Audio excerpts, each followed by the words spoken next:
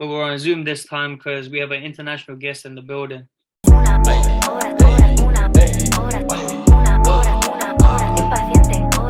Bro, say what going to the people, bro. What up, y'all? What up, kilipodcast? Thank y'all for having me on, man. I'm stoked. Yeah, bless. Like we were just talking about like how you even like popped up on my radar because obviously I'm in London, you're in Vancouver, right? Yes, sir. So yeah, no, I was just looking at loads of different kind of freestyle type stuff because on my TikTok, I'm shit at it. The only thing that I get views on is like clipping up other people's freestyles basically.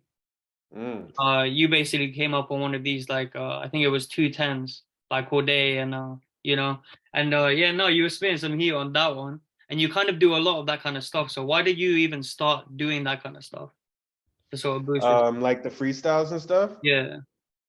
Well, my manager, she's always like, "You need to rap more. You need to rap more," and Yeah, you because you're know, like a more R&B type of vibe kind of thing, right? a little bit. Yeah, I like to Like mix I'm up sure the you get like singing and Tory like, Lanez comparisons and stuff. yeah, I like to mix up the singing kind of popular vibes and whatnot. But Yeah. rapping is like my true strength, so I just kind of wanted to start to show that more with social media, making like content more accessible and stuff. I just really Yeah. wanted to show that like that's how I started, and you know what I mean. I really have that like foundation, so I figured why not start doing like the challenges and like Yeah. the if I was on, so just trying to keep the Yeah. content coming. Yeah, man, because then I guess you can show your versatility, right? Because you do the singing and you do the rapping. So, and you want to separate yourself from people like Drake as well. And I feel like you can do that with the sort of freestyle type of stuff. Because then you can show your personality through that, you know what I mean? But yeah, Right, right. so when did you start this whole music thing, man? Like what was the background? Like why did you get into it in the first place? I was a massive fan of like 50 Cent and G Unit, and pretty much like as soon as I like discovered 50 Cent and G Unit, it was like next day I was like a rapper type thing, and I was just like, I was always obviously a fan of hip hop and hip hop Yeah, yeah, culture, but just seeing that just like really changed things. A lot of people out there, like legendary artists, legendary album. And I yeah. just kind of just started from there, just writing. Eventually got serious with it, like in 2011. Mm. Yeah, just started taking it seriously and starting to build up that foundation from there till now. Long road, right? It's like fucking 12 years in the making. You started with like Right. the black, red, and yellow remix, because obviously you're repping like Vancouver colors and all of that. So, did you kind of know that you wanted to be a rapper then? And were you kind of like putting your eggs in one basket back then, or were you kind of like working jobs and stuff like that on the corner? I had some part-time jobs and whatnot Yeah, during like just before I had released Black, Red, Yellow. Around when I did Black, Red, Yellow, like it blew up in the city, so I was able to kind of leverage that into like getting paid to do shows, yeah, doing tours and stuff like that. I ended up going on tour with Bone Thugs later that year. So I just kind of leveraged it from that moment. But I always did want to be a rapper. Like that's why I was putting out the content. yeah, But I didn't expect that song to really like catapult me the way it did. You know what I mean? yeah. Because that was like one of your first YouTube videos, no? Yeah, it was my second video, like kind of when YouTube was super, And super was that like fresh. ever, or did you have like another channel beforehand? Because we kind of only see like the latest product, right? So that's Right, like right. as far as like I could scroll back, for example. But were you releasing stuff before that on SoundCloud or anything? Like, Not really. That I'd released like a 5 song mixtape on SoundCloud. okay, One of the songs on there I shot a video to, and then the Black, Red, Yellow was the second video I shot, and like pretty much my second or third release, and then it just kind of took off and kind of gave me the steam to keep on going this song. You know what I mean? I don't know if I would have yeah, had the patience if I didn't get a taste of that, because it was really like it really really blew up locally here, like so. That like gave me the motivation to be like, okay, this is crazy. Like I'm getting paid like all of a sudden. yeah, So yeah. So were you getting paid through like shows mainly at that point, or yeah, like lots just of because people of the reach. recognition from that song, it kind of like put you in people's eye line, and then you were able to like monetize that? Exactly. Lots onto of the website. shows, lots of hostings, lots of opening up for other artists. Yeah. And yeah, started I actually had some black, red, yellow t-shirts. Me and my friend, we pieced Yeah, you up, did we smart, saw it smart. was Okay, putting in the yeah, market. we saw it going viral and we reached Yeah, out to the local business here in Vancouver, Dip. They're yeah, like a staple like for hip hop yeah, shows, like gear, everything. They're like a super staple. And I reached out to them and they were like happy enough to like have the shirts in their store, and they're like high traffic, like one of the yeah. best hip hop stores ever. So I was able to monetize that way too through Black Red Yellow. Because that's the thing. Like, I'm speaking to obviously UK artists who are like up and coming, like around my age or even younger. So I'm 26, and these guys are like in their early 20s, and Right. they're having to have like full-time jobs alongside this so that they can put the money into the music videos. Like, obviously, you have like probably a team who shoots yours, right? Because you got like the cinematic views, you got like loads of different camera angles. Like, I can see that. So I guess, like, do you think this catapult was the thing that just kept on going, or did you have like a dip? And talk to us about that dip. Yeah. So like when you're in the dip, when you're like kind of struggling financially kind of thing, and you're kind of justifying to yourself like, is it worth it going on like this with like this kind of audacious dream that does have a long-term payoff? Or were you in a stage where you were like, okay, maybe I should just work and stuff like that, and like on the verge of like letting I this went through loose? like right, I get you. I went through like a really tough time after I had released Black, Red, Yellow. It was maybe like 6 to 12 months after that. Like I had became like a father, and during that time, like my ex-girlfriend, she had passed away. So I was really like torn, like mentally and emotionally and stuff like that. So at that time I did take a dip and did kind of take some time off because I wasn't really like thinking clearly, and everything was just up in the air. I was kind of hit with fatherhood as like a super young father, like early 20s. Yeah, So I really didn't know if like it was something I really wanted to fully do. And then I kind of came out of that funk like a couple years later and decided to go down to LA and just get away from Vancouver and all the energy that was here.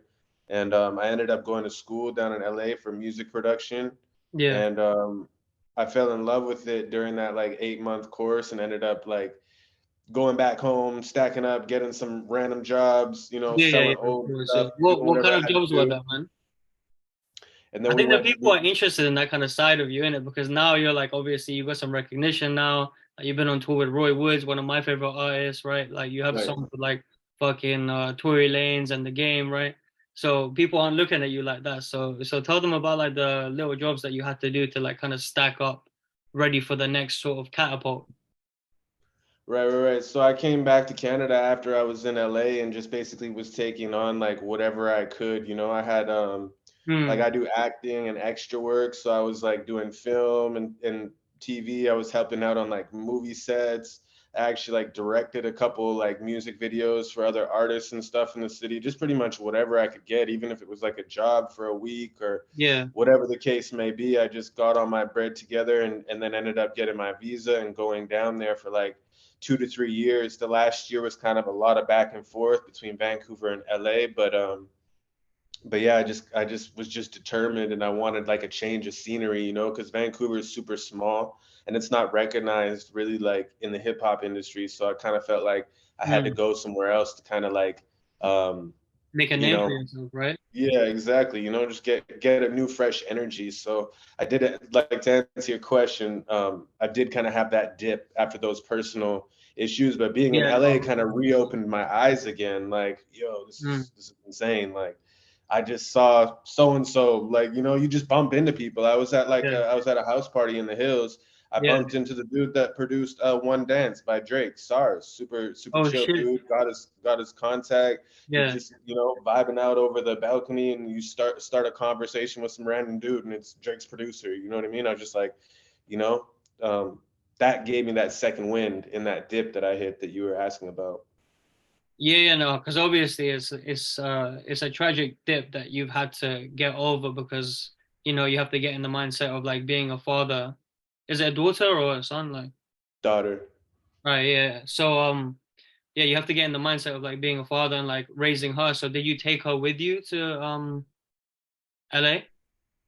I didn't. At that time, she was with her grandparents, and I was just kind of I'd see her every few months and stuff like that, which Yeah, was yeah, tough. And yeah. that was also part of the reason why I ended up coming back to Vancouver at the end of that, just because I wanted to be more involved in like the school. She was about to start preschool, Yeah, all yeah, that yeah. stuff. So I wanted to be more involved. And I felt I got what I needed out of LA, saw what I needed to see, get that motivation, and kind of came back to Vancouver like a new person. I was recording tons. I was recording myself because I went to the production school. So Yeah. um, yeah, So you had like an easier way to record, and then obviously you have access to these rappers, so you're able to make those connections and then sort of like build collaborations for the future.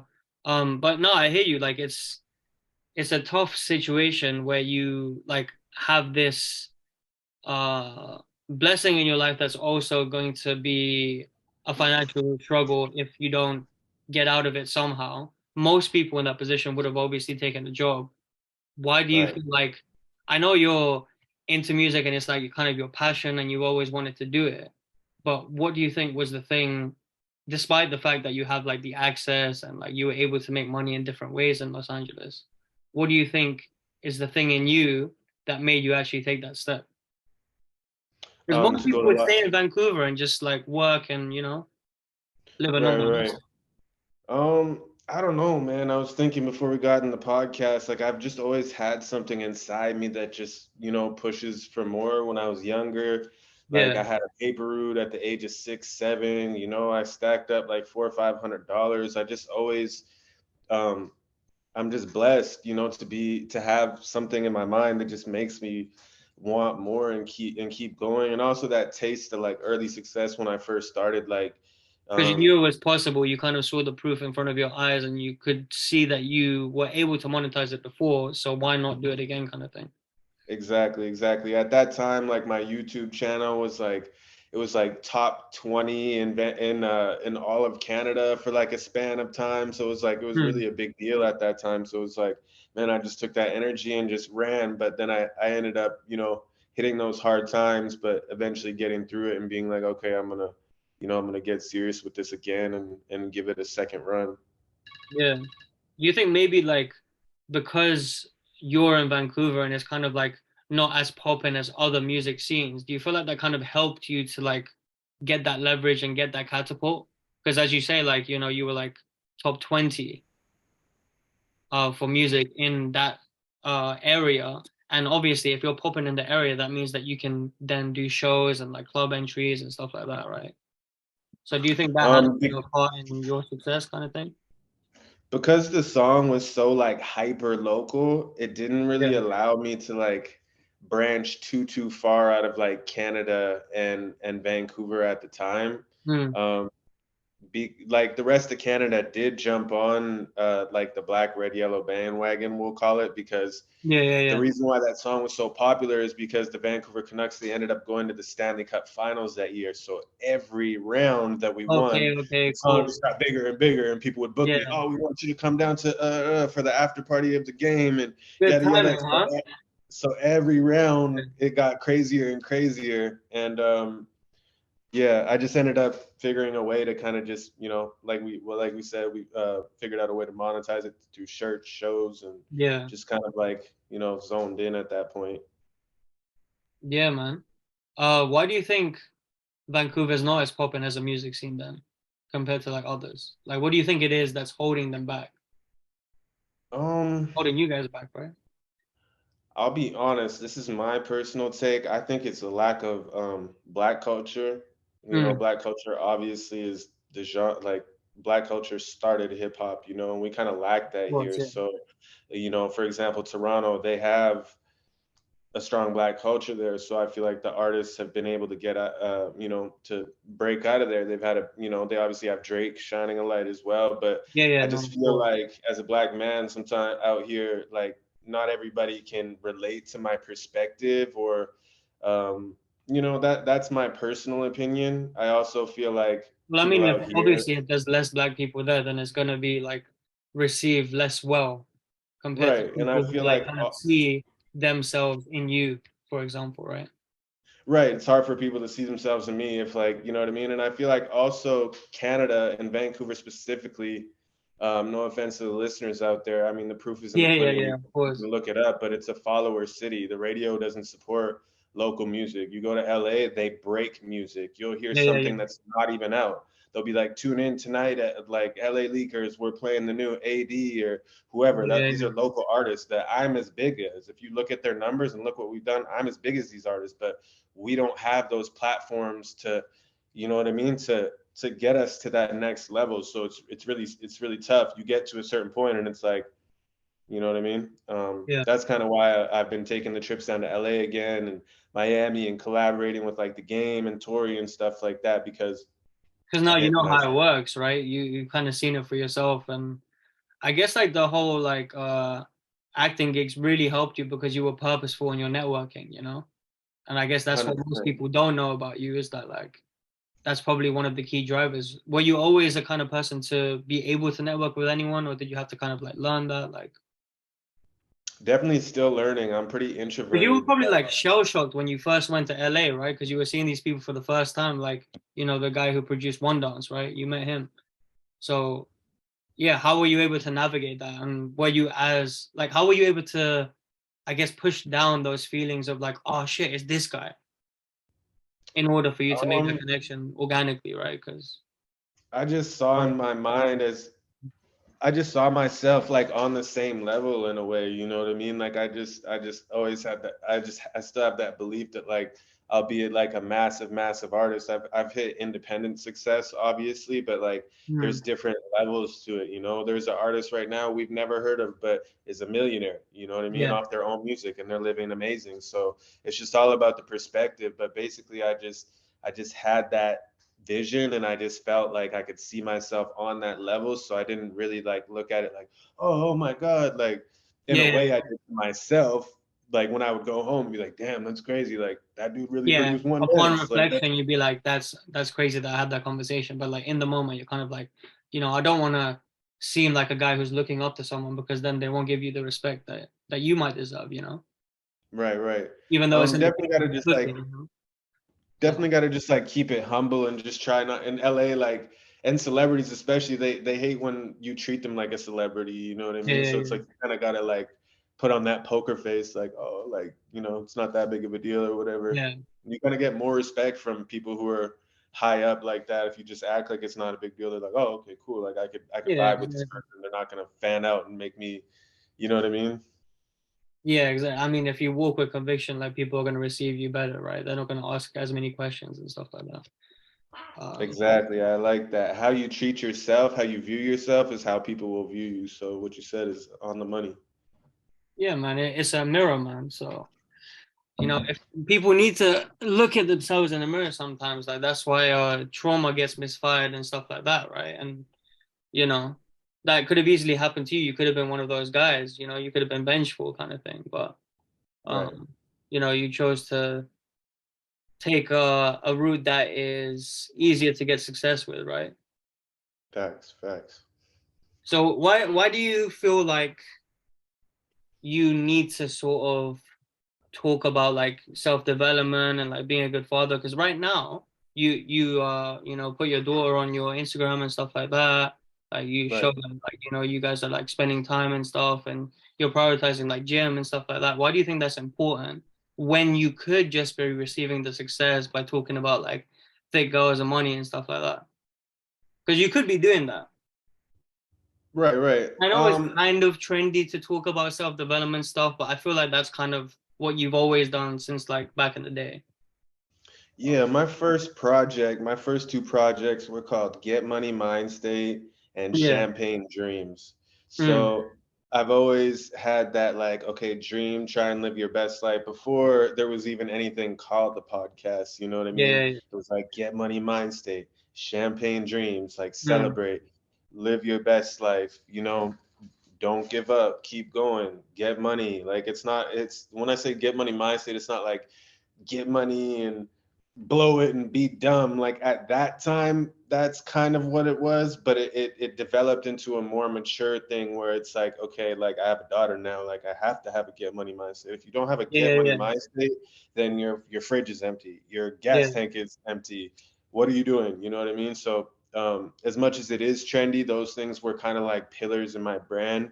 And then just me kind of looking back, I'm like, okay, I want to redefine these and kind of like reestablish this as like this is who I am, kind of, you yeah. know, through my actions and what I post and stuff to give back value on top of just here's music. Like want to try and give the people something else as well, you know?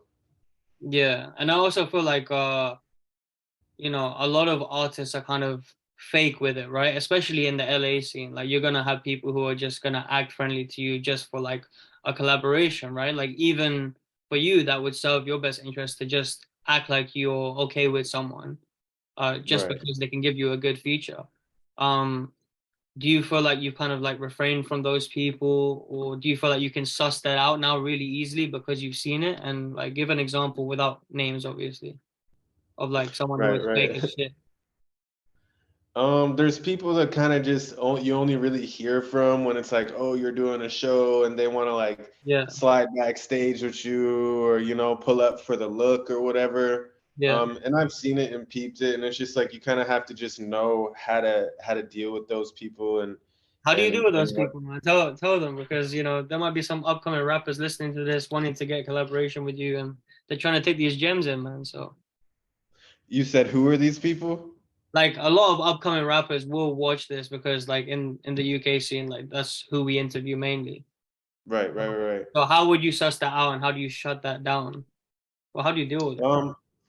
I think everybody kind of has that like that thing in their head that's like their intuition. You kind of just got to go with Yeah, your intuition. Like, is this person bullshit? You know, you kind of got to like feel their gauge energy their out. gauge their actions towards you. You know what I mean? And just gotta.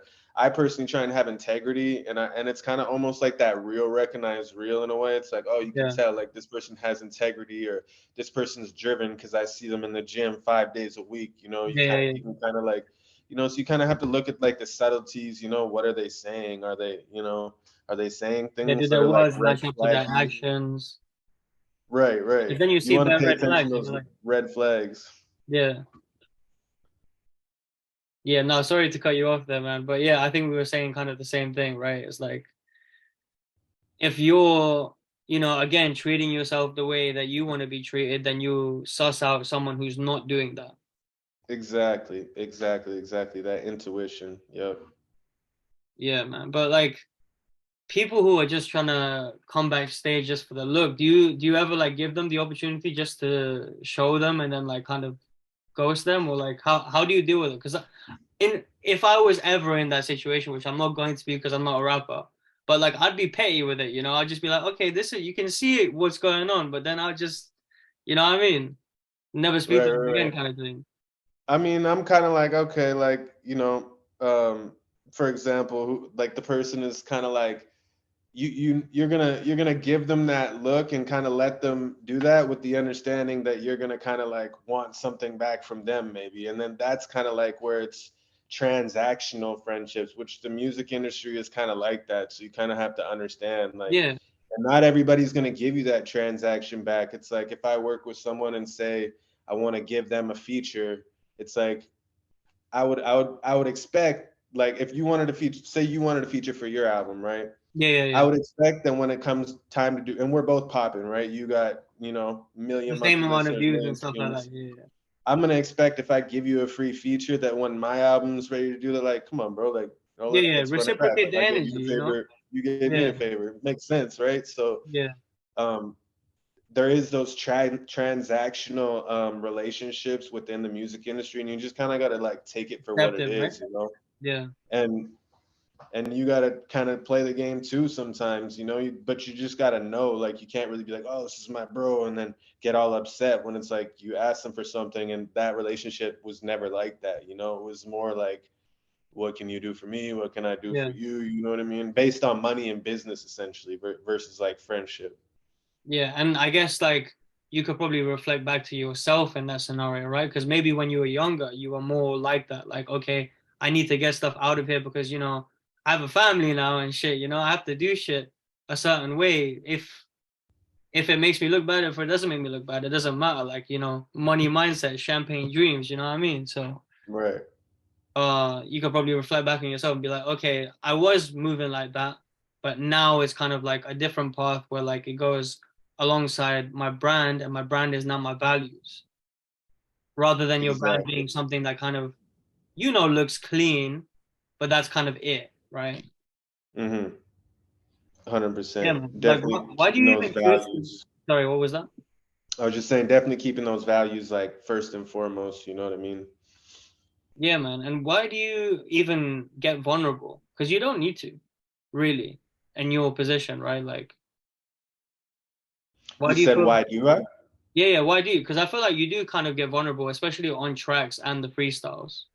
Right, right, right. To connect to people, it's like I have a lot of music where it's just like we're turning up in the club, Yeah, me yeah, with the yeah, homies, we're doing this, that, and the third. And yeah, all those songs are true. All my songs are a reflection of my life at one point, right? But it's like to someone who might not know me, it might not be in our inner circle, it might just seem like talk, it might seem like cap, you know what I yeah, yeah. mean? So to try and like get through all that bullshit that people are, my bad, I don't know if we can swear on here. Yeah, you Might have can, to you edit can. that, but to cut through all that, because there's so many artists talking about the same thing, even though my what I'm talking about is the reflection of my reality. It's like there's certain things that are less talked about, and people will be like, dang, he put himself out like they're like, I feel like that, you know what I mean? I've felt like that. And then they can connect to me more. So that's why I try and do that. It's just like as an artist, sometimes, you're for the people, you kind of have to like sacrifice your own ego sometimes. So that's what I do just to humanize myself. And I just get in moods where I feel like, you know what I mean, feel like Yeah, drawing from giving them a those little bit areas of more of my a life. piece of you, right? Right. Um, but yeah, can you give like an example of something that you're like open to talk about, but you've like kind of spat lyrics about it and it kind of really hit home for you?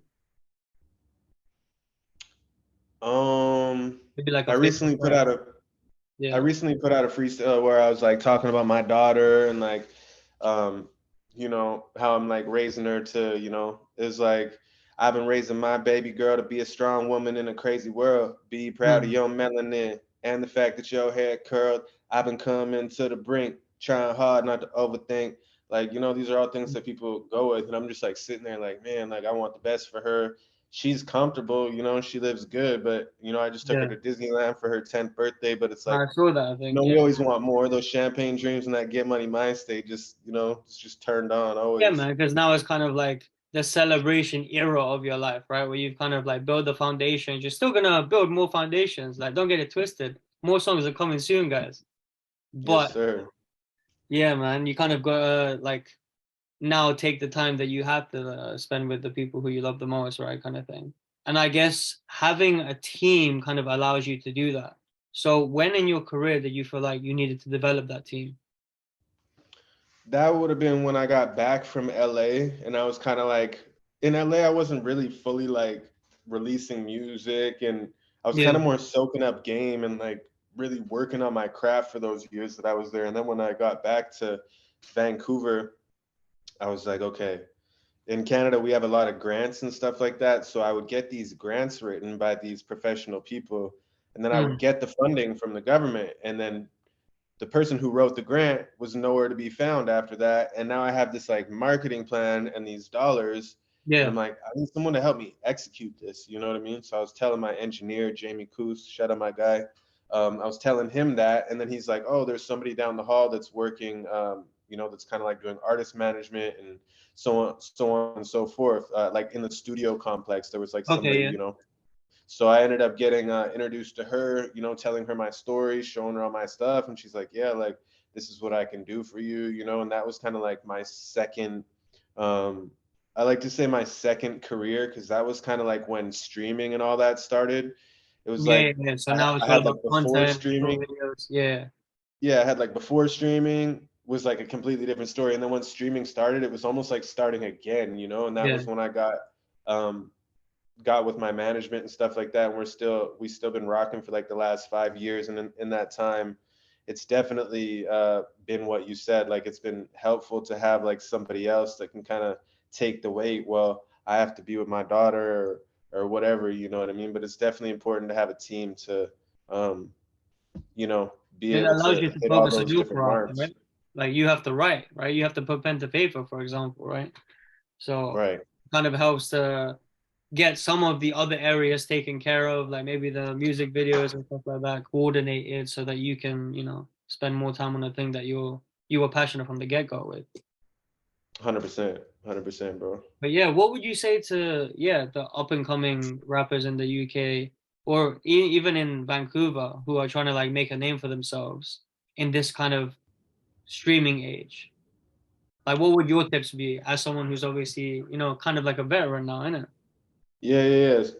So some stuff that I always think about, like, what did I do wrong? What would I change? So some of Yeah, those yeah, yeah. things are being consistent. Like, while the iron's hot, keep striking. You know, in my career, I've hit like lots of buzzes, lots of crazy buzzes, and then rode it for too long and not continued that upward thing. Just there's been personal issues. There's been maybe not having music ready that I liked or something like that. Yeah, So I yeah, would yeah. say Just being like definitely too when you picky kind of thing. Yeah, right, right. So when you hit those buzzes, like keep going. Those are the time to double down. When you see something doing really well, yeah, double down on that. I had like a record, All Your Love. It went viral on like the Spotify Canada charts and stuff like that. I think it topped out around like 20 or something on the top 50. But yeah, at that time, I was like, that's cool. Like, I'm ready for the next thing. You know what I mean? Not knowing what I know now about the music industry, which is like labels and that they push these songs and albums for like a good year and stuff like yeah, that. yeah, And yeah. I was ready to move on to the next thing, but I would have doubled down on that and just I would have put marketing dollars into it. I would have kept promoting it. I would have made sure that it got out there more. It still did a great job, but that was just a one thing that was like, okay, that was a massive opportunity that helped me, but it could have been a lot bigger had I have not moved on so quick from it. So one of my things I would say is double down when you have a piece of content or a song that's doing really well or Yeah. that's done really well. With TikTok now, it's like if you have a song that like blew up for you or whatever, and you're just getting started on TikTok, you can repurpose a bunch of content for it. Like people already like it. You already know now. You've done split testing. That's something I never used to understand, which was Okay, yeah, marketer A/B talk. test, yeah, yeah, yeah, yeah. Yeah, it's marketer talk. So like split testing, like, okay, this works. We're gonna double down on this. So I would just say Yeah. keep an eye on your content, double down on the stuff that's working, stay consistent. And one thing about me as well is I've been investing more into like camera equipment and editing and stuff like that for all my day-to-day activities because Because now it's you're really doing daily crucial that lives, and I see that. I see that coming through. yeah, it's I'm editing all those, and it's really crucial to be able to do that because I've spent thousands and thousands on other people editing my things, and it Yeah, takes longer. It hurts your pockets, and then you don't really have the vision. Like when I shoot, I know the vision for my stuff already, you know. So I'm gonna be able to kind of yeah, explain it better. I'm gonna use the better cuts versus someone who's not me. They're just gonna oh, this looks okay, whatever, whatever. You know, yeah, you don't yeah. get to see all that footage that didn't make it in there. There was better It's not clips. personal to them; it's personal to you, right? So Exactly. So, your try and POV. get more hands on with like your editing and your video and your content. If you're able to, maybe record yourself in the beginning while you're still trying to get a budget. That's something that I wish that I had did instead of Mm, spending thousands and thousands and thousands and thousands on somebody else's studio. I yeah, wish that maybe I had made my own studio and kind of monetized that because I'm an artist in the city. Lots of people know me that are artists from around the city. I could have had my own studio, people coming yeah, and yeah. paying me People versus coming in, paying paying somebody you for else's the studio studio. time. Yeah, exactly, exactly. So those are some key things that I've actually been thinking about a lot. I think it's important, to try and at least engineer yourself for the beginning. If you're at the very, very beginner stage, you'll get better with your practice, and also it'll save you money.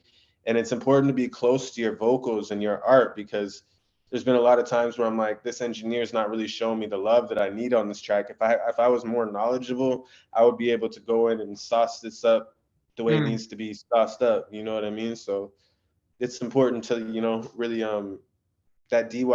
I think it's becoming trendy, but it's really important because you can really refine your own brand. And Yeah, because yeah. then you're in charge of the different elements, right? Like, I feel like you can. It's really hard to just be a rapper without being able to produce. I think Mhm. that's what Mhm. I've seen from my friends. Like my friends who produce as well as rap, they can get content out way faster. They're releasing like 5 songs a year versus like way less than that kind of thing. And I feel like you need to do way Right. more than just five. You know what I mean? So especially in this day and age, man. Um, Yeah, bro. 100%. but yeah, man, what do you want the people to know aside from like your music and stuff like that? I know you used to do skateboarding. You have skateboards behind you. Like, was that kind of your persona before you started music? Before 50 Cent came into your life, and what was I going kind on of then? when I first started, I was trying to do like the skate rap type thing. I was trying to more appeal like to the skate audience and stuff like that, which I did for like a while because I was like a sponsored skateboarder. Like I was in a couple magazines and stuff What like the that, hell? like amateur skateboarding. But I was trying to do like both at that time. I was trying to be like my goal when I first started was like I'm gonna be a skate rapper. I'm gonna make it with my rapping, and then I'm also gonna be like a pro skater, and it's gonna be like a double-edged sword type thing. But I um, cool. the music, I just started getting like way more headway, way quicker, and like wasn't hurting myself and stuff Yeah, yeah, like yeah, that. of course, yeah. So I kind of ran with that. But yeah, when I first started, I was into skateboarding, and I still am. I just now I'm just like super super grind mode, so I don't get to go out as much, but I still have that like passion for it and respect for it. And I'm like on Instagram looking at all the sick clips people are putting Yeah, up and man. That whatnot. shit must be nostalgic for you, man. So what? You had a sponsor for skateboarding back in the day. Yeah, When you bro. were how old, man? Like, what the fuck? I maybe got sponsored when I was like 14. I feel like my first sponsor was this board company called Capital Skateboards. They're no longer around, but after that, I Yeah. got sponsored by my local skate shop, 133. We'd go to skate contests, all that. At this time, I was like writing, but no one knew. It was only my senior year where I kind of actually started recording and trying to think maybe this is what I wanted to do. Okay, but you were writing from beforehand, right? Yeah, So yeah, yeah, yeah. let's take a little trip to the past then. Let's talk Let's about go. like Let's go. your time writing without releasing. Why do you think you kind of held back on the trigger back then?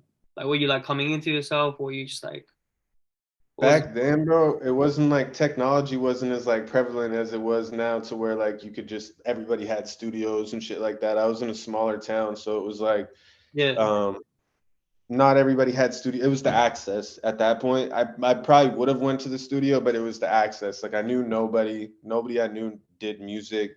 I had in my head like, oh, I want to be a big rapper and stuff like that. But I was honestly just starting to figure out how to flow and how to write stuff. So it yeah. was very premature at that time, anyways. But in God's time and everything, kind Well, of like clearly that's still aligned. like hella audacious for you to even think that you could be a rapper in those kind of situations, man. So where do you get this audacity from? Like, I think everyone needs a little bit of that. So, Right, right.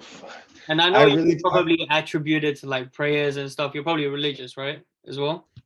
To a certain extent, yeah, I'm not like going to church every weekend, but I believe in a Yeah, higher power, God in the universe, and I do pray every night with my daughter, and express gratitude to the higher power, and but as far as like my audacity, like I don't even yeah, know, man. Like I was just blessed with it. Like I've always just wanted to do something. Like I said, I had a paper route at a super young age. yeah, yeah, Just yeah. always wanted to get some money. Just always wanted to do cool things, and I really wanted to, try the rapping shit. It was 50 Cent who pretty much changed that. Like, I listened to hip hop but never even thought of being a rapper. But I swear to God, next day after he dropped Get Rich or Die Trying, or the next day after I heard it, Yeah. I had a green duotang. I was writing in there, had me a little rap name and everything. But it wasn't for maybe 3, 4 years after that till I recorded my first What was the rap name song. back then, man? Bro, my first rap, you getting all the exclusives. I love it. My first rap name ever, ever, ever, ever, ever was Expertise. Expert. Hilarious. Like expertise. So Oh, like expertise. Okay, expert, okay, I see you. expert dash T. Yeah, yeah, Hilarious. okay, Because at the time there was this Bay Area rapper that I really, really like. I still like. He's an OG. I still like him. His name was Rappin' Forte. So it was okay. like that was his forte, and I was like kind of basing it off that. Like, okay, expert. My name's Terrell. Expert T. Yeah, So yeah, it's yeah, super okay. hilarious. No, that's different, man. I guess I should ask this question because obviously you've worked with Tory Lanez and you worked with the game. So how are they both as people? The game is. I mean, the Give game's me a most little recent. inside scoop, man. Yeah, like The game is super like super humble, like good people, you know what I mean? I actually had like one of his old demo tapes, like a yeah, crazy like demo tape before he was ever signed to Dre, like basically one of the demo tapes that got Dre's attention.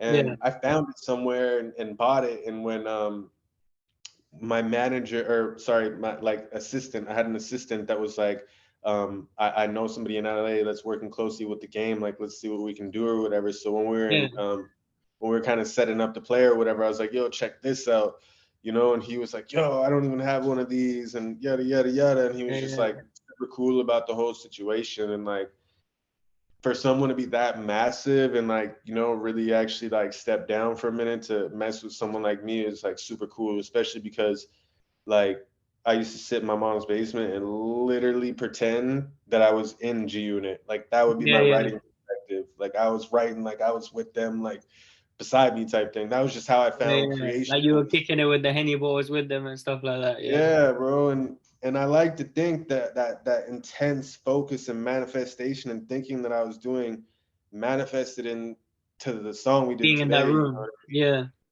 so I literally had bars where I'm like, I'm with Buck and Game and Lloyd Bank. Like it's yeah, hilarious. Like it's comical to think about yeah. those rhymes. Now it's like, damn, you know?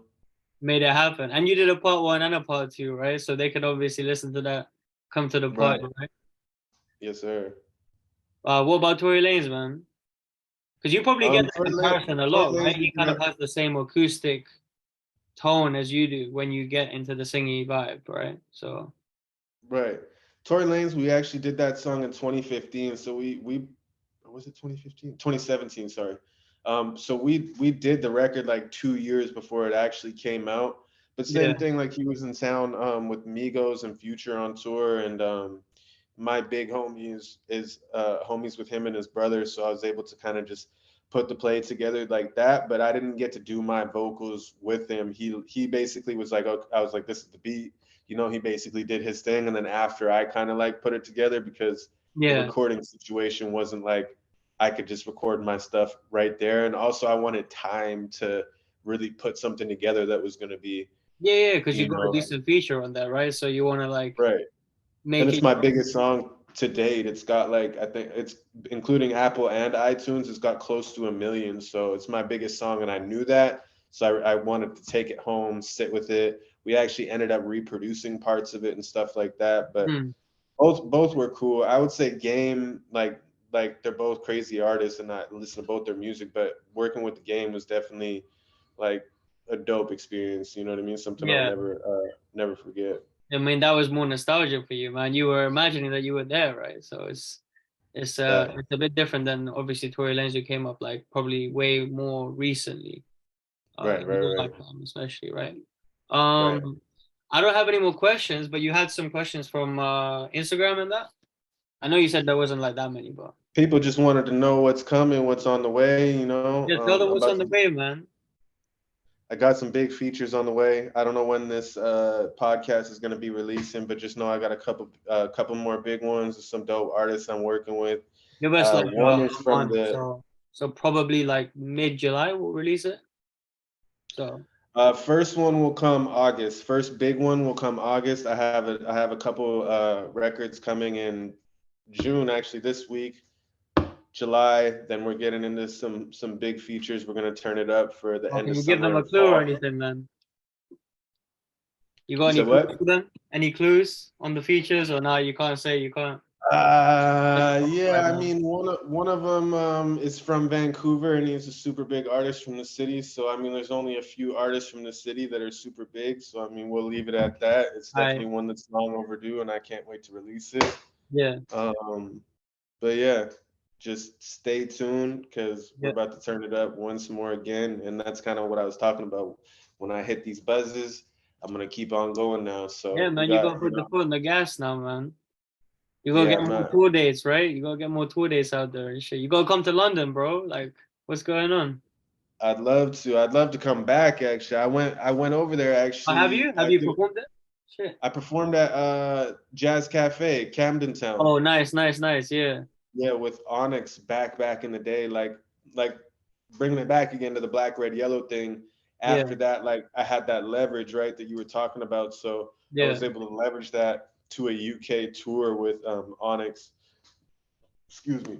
And I did a few dates with them, and also a music conference in Rotterdam. But yeah, we played at in London Town, Camden Town, Yeah. Jazz Cafe. It was definitely like it was one of the doper nights on the tour for sure.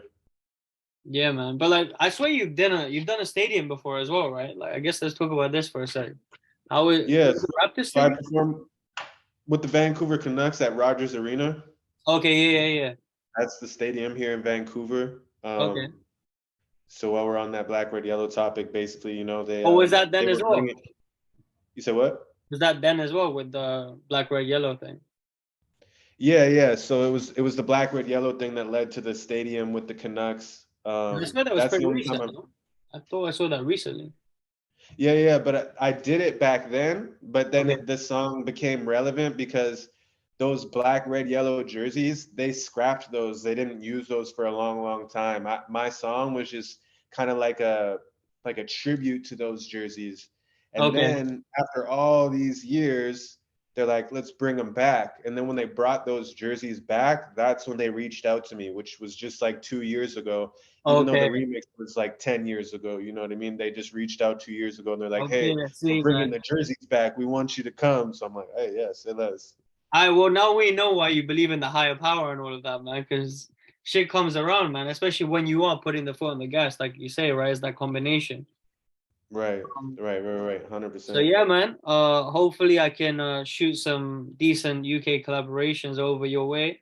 Take a look at it. Yeah, bro. Don't give no one no promises, but obviously, it'll be good to see you work with some UK artists and that.